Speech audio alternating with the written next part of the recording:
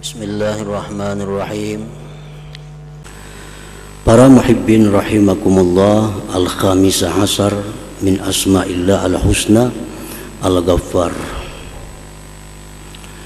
Yang ke-15 dari asma'ul husna adalah al-ghaffar.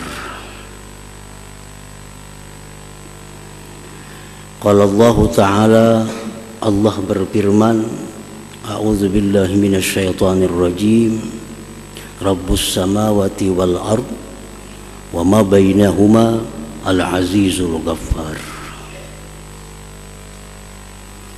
Tuhan langit dan bumi dan antara keduanya yang maha mulia dan al-ghaffar. Wa qala ta'ala, ala huwal azizul ghaffar. Wa qala ta'ala, fastaghfiru rabbakum innahu kana ghaffara. Banyak sekali di dalam Al-Quran Allah menyebut dirinya dengan sebutan nama Al-Ghaffar.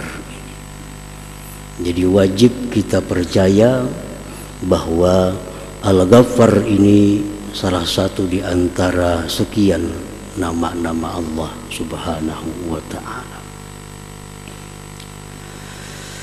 Qala al-Imam al-Ghazali rahimahullah, Al-Ghaffar huwa alladhi azhara al-jamila wa satara al-kabiha wadh-dhunubu min jumlatil kaba'ih allati sataraha bi isbali sitri 'alaiha fid dunya wa tajawuzi an 'uqubatiha fil akhirah.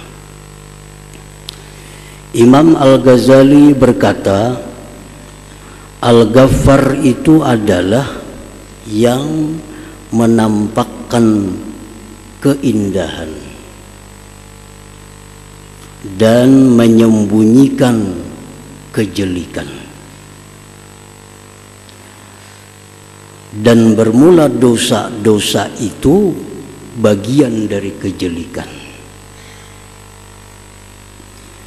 Yang Allah tutupi itu dosa-dosa tadi dengan mengulurkan tutupan atas dosa-dosa itu di dalam dunia dan dengan kemaafan dari siksaannya di akhirat nanti. Nah, itulah makna arti Al-Ghaffar. Secara ringkas kita sebut dengan Maha Pengampun. Jadi Al-Ghaffar artinya Maha Pengampun, itu secara ringkas. Padahal itu bagian aja sebenarnya dari makna Al-Ghaffar.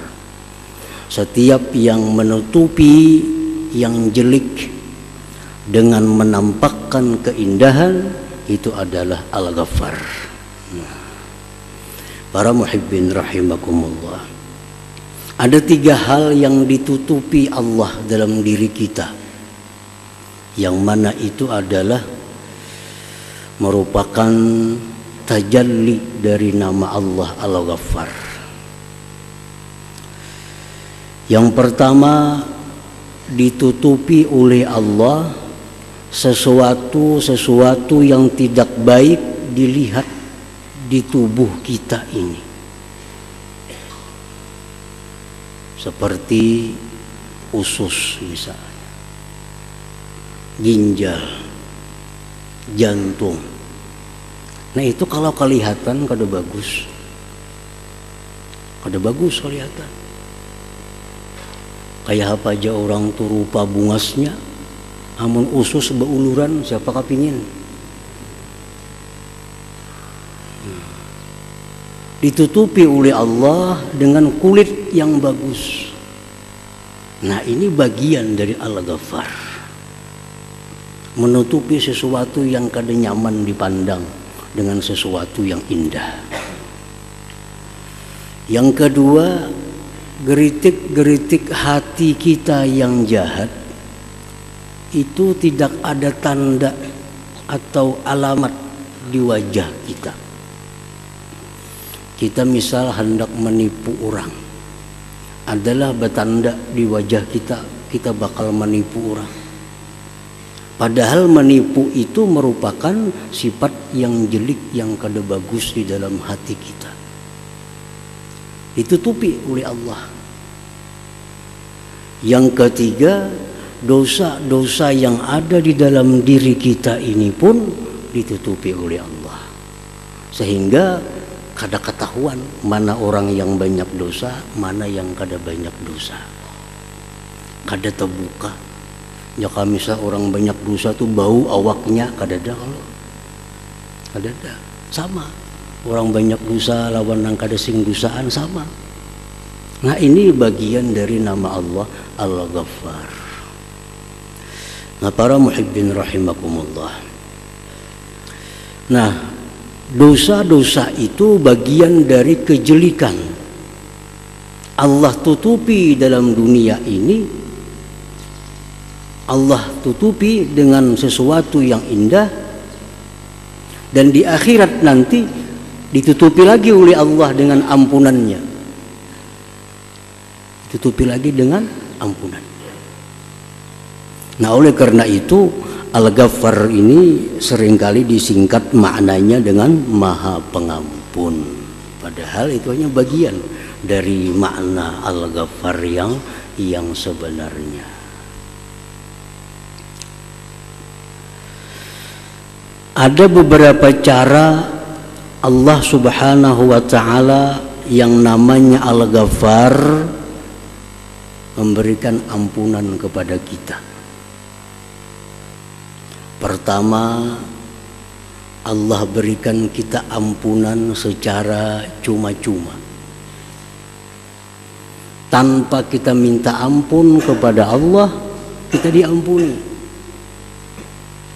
Tanpa kita minta maaf kepada Allah, kita dimaafi.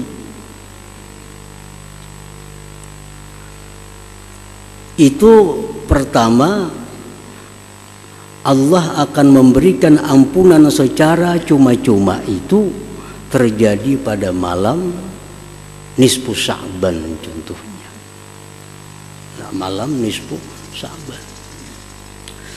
Rasulullah sallallahu alaihi wasallam bersabda, "Yattali'ullah tabarak wa ta'ala ila khalqihi lailatan nisfi min Sya'ban, fayaghfiru li jami'i khalqihi illa li musyrikin aw musyahin." Rawahu Ibnu Majah wa shahahul Albani. Allah menampakkan rahmatnya yang khusus pada malam nisfu Sya'ban itu. Allah ampuni sekalian makhluknya kecuali yang menyekutukannya, kecuali yang musyrik atau orang yang berbantah-bantahan. Oleh para ahli hadis, maksudnya berbantah-bantahan itu orang yang kada batagur sapa lebih 3 hari. Jadi kalau selain musyrik, selain orang yang berbantah-bantahan, asalkan dia beriman kepada Allah dan Rasul, pada malam nisfu Sya'ban itu dia dapat ampunan dari Allah Subhanahu wa ta'ala, walaupun dia tidak minta ampun, walaupun inya guring sama laman malam itu. Kada tahu 4 orang berjias, kada tahu orang 4 sembahyang maghrib berjamaah, guring malam itu. Cuma inya kada musyrik dan inya kada ada bebantah-bantahan lawan orang. Nah, maka orang ini dapat ampunan dari Allah Subhanahu wa ta'ala. Dosa apa yang diampuni Allah itu hanya Allah yang tahu. Pokoknya ada di antara sekian dosa kita yang dihapus, diampuni oleh Allah Subhanahu wa ta'ala. Para muhibbin rahimakumullah. Yang kedua, cara Allah memberikan ampunan itu dengan berbuat amal saleh.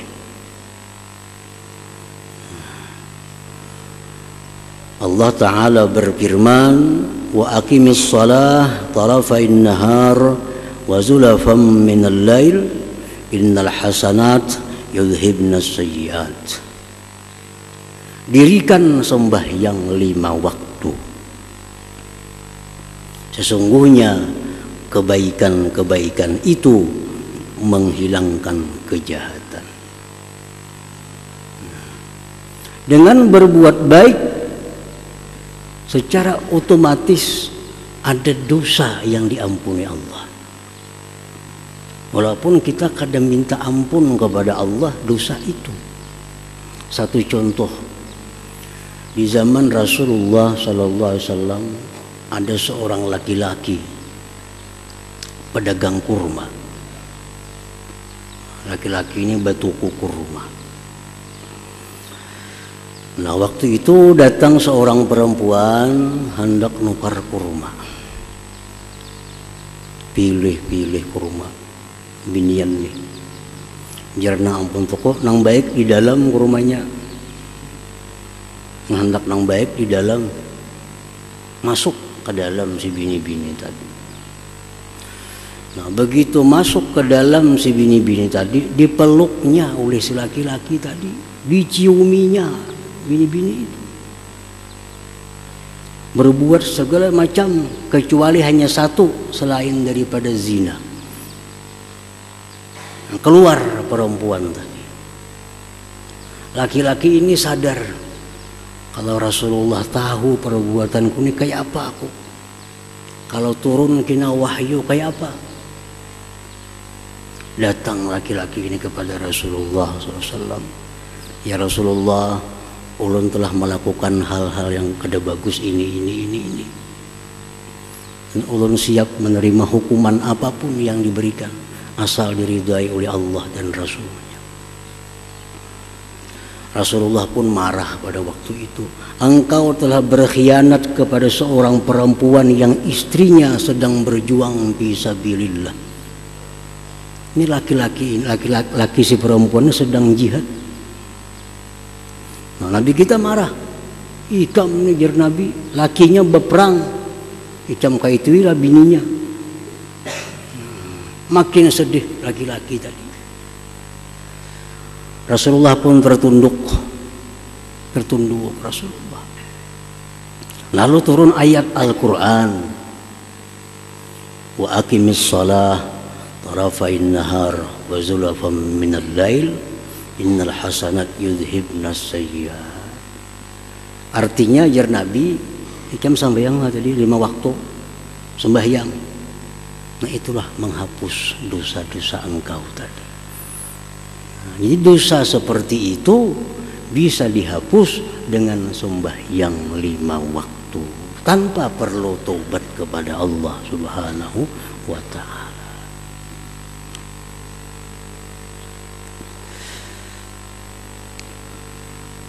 Rasulullah SAW bersabda, man shama ramadhana imanan wa ihtisaban ghufira lahu ma taqaddama min dhanbihi. Rawahul Bukhari. Barang siapa yang puasa di bulan Ramadan dalam keadaan beriman, mengharapkan ganjaran dari Allah, diampuni baginya dosa-dosa yang lalu. Jadi puasa itu pun menebus dosa-dosa kita. Cuma dosa apa yang ditebus itu hanya Allah yang mengetahui. Pokoknya dengan puasa Ramadan banyak dosa yang terhapus dengan sendirinya karena perbuatan baik itu. Para muhibbin rahimakumullah. Nah, jadi itu yang kedua, cara Allah mengampuni dosa kita, Al-Ghaffar ini. Yang ketiga, cara Allah mengampuni dosa hambanya itu dengan taubat yang nasuha. Nah, jadi ini artinya dosa ini kada terampuni dengan malam nisfu Sya'ban.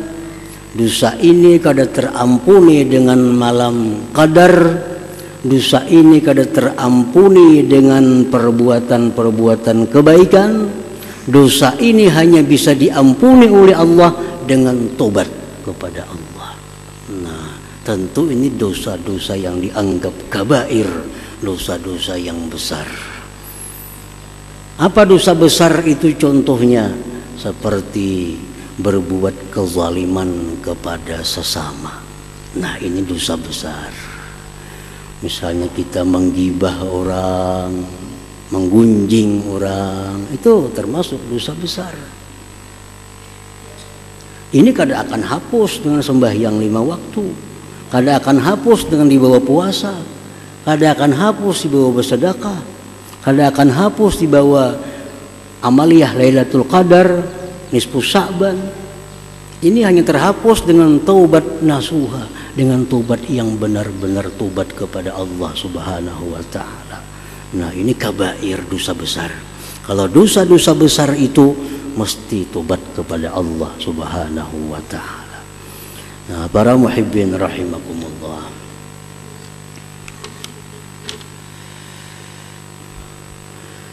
Al-mu'min bismillahil ghaffar ayyastura min ghairihi ma yajibu ayyastura minhu. Orang yang beriman dengan nama Allah Al-Ghaffar. Nah, kita sudah percaya nama Allah Al-Ghaffar yang menampakkan keindahan, menutupi segala kejelekan, mengampuni dosa-dosa hambanya. Nah, kita percaya itu. Nah, bila kita percaya itu akan membuat suatu akhlak dalam diri kita. Apa akhlaknya? Bahwa dia menutupi dari orang lain sesuatu yang wajib bahwa dia menutupi daripadanya. Nah, aib orang lain. Allah aja menutupi aib kita. Kenapa kita membuka aib orang lain?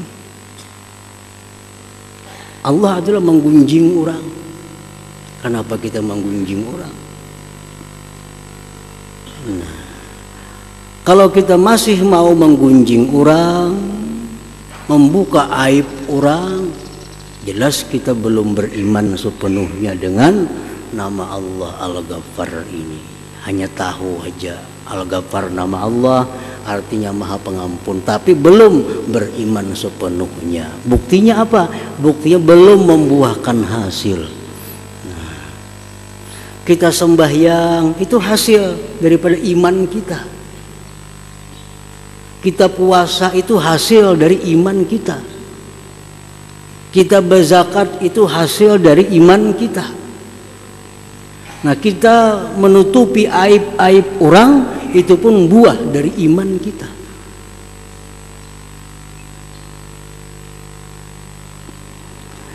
Faqad qala Rasulullah sallallahu alaihi wasallam, man satara aurata akhihil muslim satarallahu auratahu yaumal qiyamah, wa man kasyafa aurata akhihil muslim kasyafallahu aurata hatta yabdahahu biha fi baitih, akhrajahu Ibnu Majah. Barang siapa yang menutupi aib saudaranya yang muslim. Apa aib itu contohnya? Perbuatan maksiat yang dilakukan oleh kawan kita secara sembunyi, itu aib. Itu aib. Nah, misalnya apa? Kawan kita kada puasa, tapi sembunyi-sembunyi minum kumur minum, kan ketahuan tuh. Kita aja yang tahu. Nah, jangan dikisahkan lawan orang. Ini tuh kada puasa kada sambil bawa kumur minum. Nah, ini membuka aib. Nah, itu yang dimaksud membuka aib.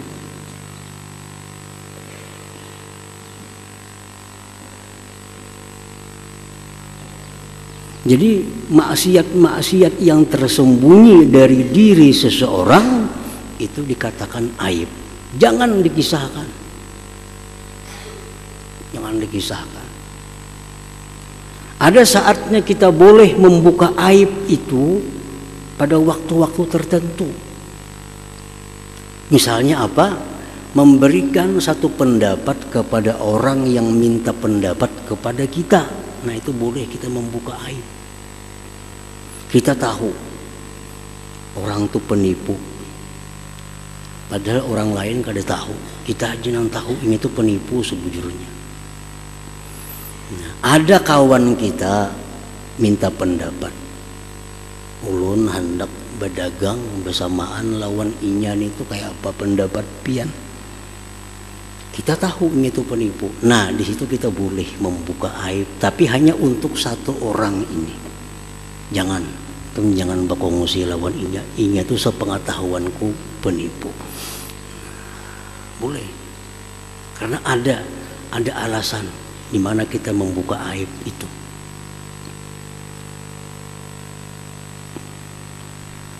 Tapi kalau orang ini sudah maksiatnya terbuka, nah maksiatnya terang-terangan, itu kada aib lagi. Dikisahkan kemana-mana pun kita kada berdosa, kada menggunjing lagi. Orang ini sudah kada malu berbuat maksiat di tengah-tengah orang banyak, mabuk di tengah orang banyak, kada puasa beruko di mana-mana misalnya. Itu sudah hilang malu. Nah orang yang hilang malu ini bukan satu aib bagi dirinya, itu kita kisahkan ke lain, bukan membuka aib orang, karena inya sendiri sudah membuka aibnya itu kada jadi masalah.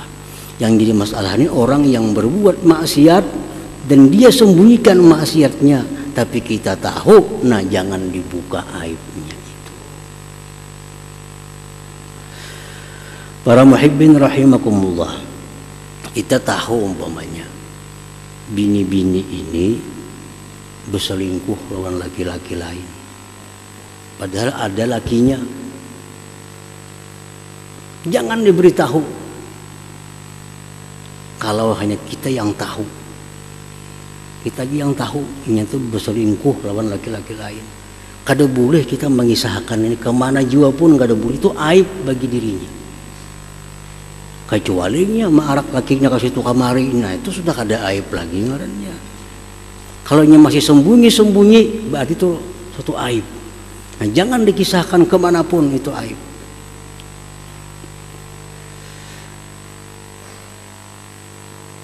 Nah jadi itu pengertian aib.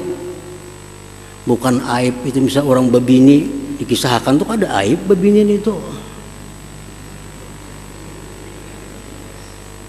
Tadi dia si pulang tuh kawin tadi jar. Itu kawin pulang ini.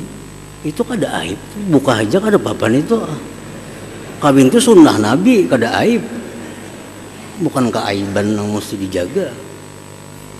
Ya kada salah itu.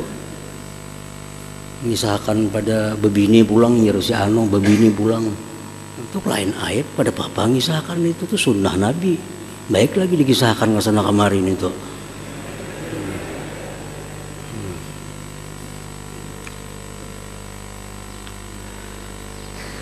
Qala al-Imam al-Ghazali. Nah, jadi tadi siapa yang menutupi keaiban saudaranya yang muslim, Allah tutupi aibnya pada hari kiamat. Nah, hari kiamat disimpan Tuhan aib kita.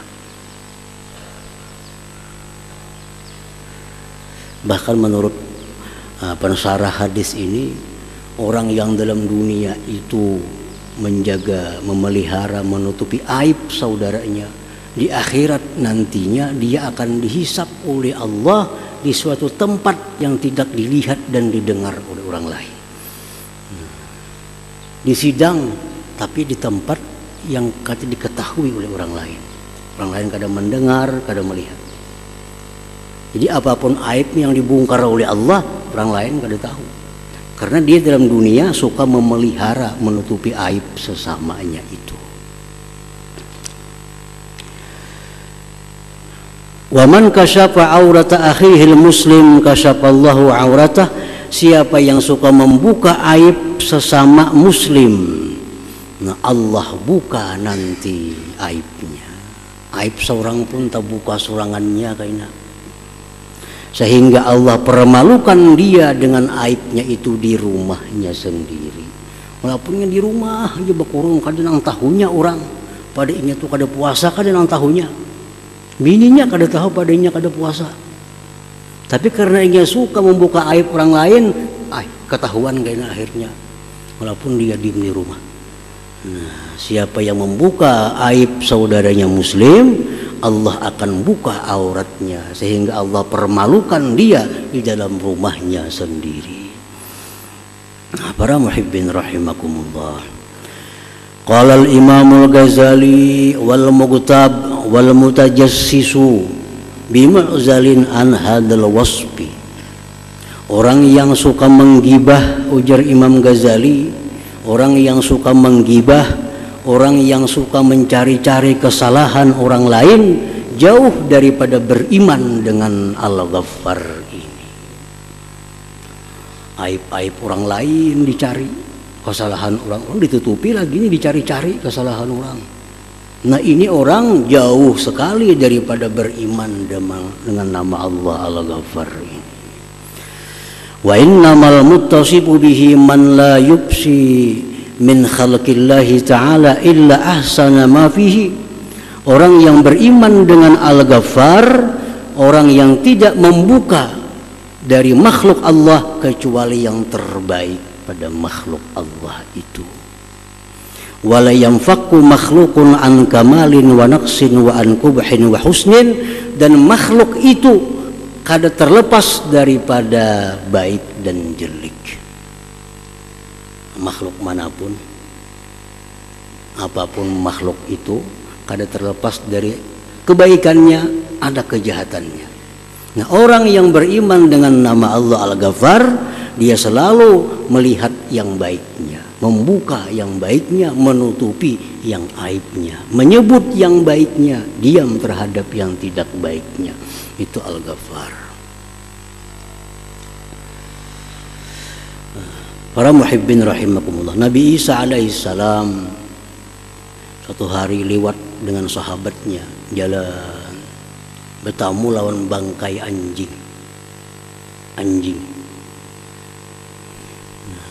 Kalau ujar sahabat Nabi Isa, mau bau buruknya bangkai anjing ini. Nah, itu kan menyebut yang kada bagus tuh, bau buruknya bangkai anjing.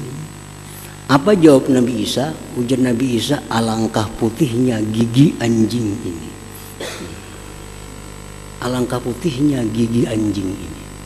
Itu yang terbaik.